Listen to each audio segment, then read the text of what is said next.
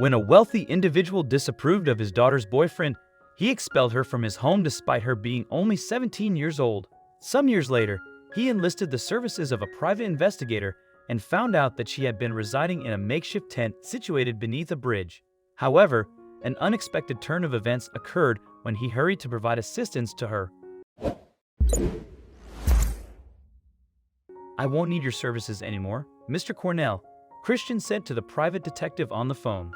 The man had sent him an email with pictures of his daughter Victoria's wedding to her boyfriend Nathan. Christian didn't want to know anything else. He had wanted so much more for his daughter, and she had wasted it. A few years ago, when Victoria was 17, he told her to break up with Nathan.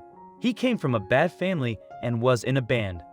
He was everything Christian hated, but Victoria wouldn't do it, so he gave her a choice. "You either break up with him or you leave my house forever, young lady," he yelled at the time. "Fine," she shouted back and packed her things. Christian was sure she would be back because she had grown up with all the luxuries his money could buy, but Victoria didn't return. Therefore, Christian hired Mr. Cornell to keep tabs on her, but he was done. She had gotten married at only 18. Her life was over in his eyes. "Thank you for your work, Mr. Cornell. Goodbye," Christian said and hung up the phone. He took off his reading glasses and massaged the bridge of his nose to clear his headache. He lamented, "Oh, Victoria, your life was supposed to be so much more."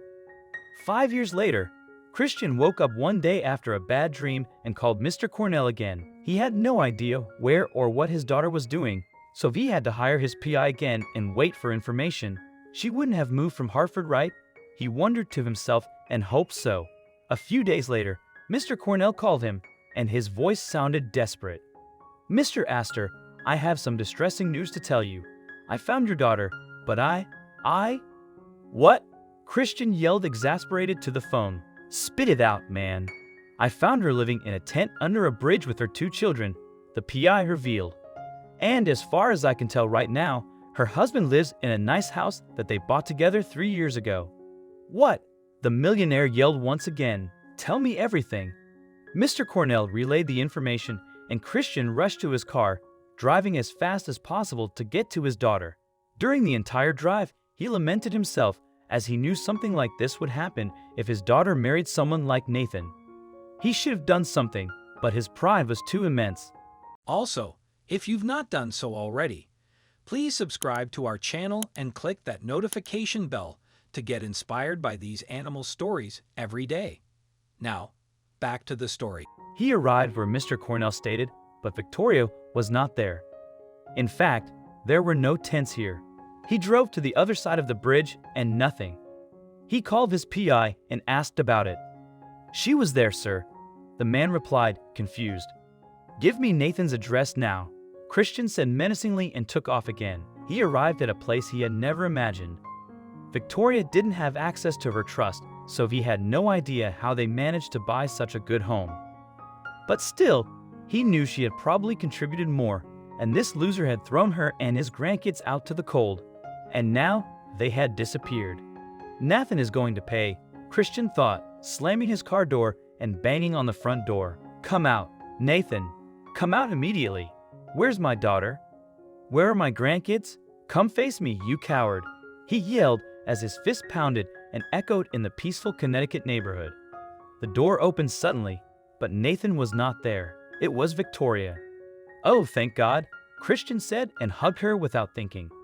His daughter, whom he had not seen in years, embraced him and shockingly laughed.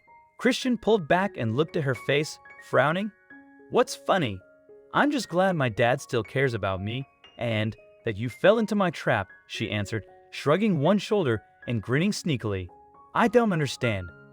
I saw your PI lurking around, and I paid him to trick you," Victoria revealed, sneaking her tongue out at her father. "Jesus Christ, Victoria. Do you know how scared I was?" Christian breathed, his hands pulling his hair back. But then, he also burst out laughing at the idea. "I'm so glad you're all right. Are you ready to accept my life, my husband?" Victoria suddenly asked, getting more serious. Christian sighed and looked behind her toward her house, which proved she was all right despite his lack of financial help. That meant that Nathan couldn't be so bad. "I'm ready," he replied, and Victoria invited him inside. Nathan came down, and they talked for a long time. Christian asked for forgiveness from both, and his daughter's husband spoke about their life together. They both went to college and graduated together, which was remarkable because Victoria got pregnant twice.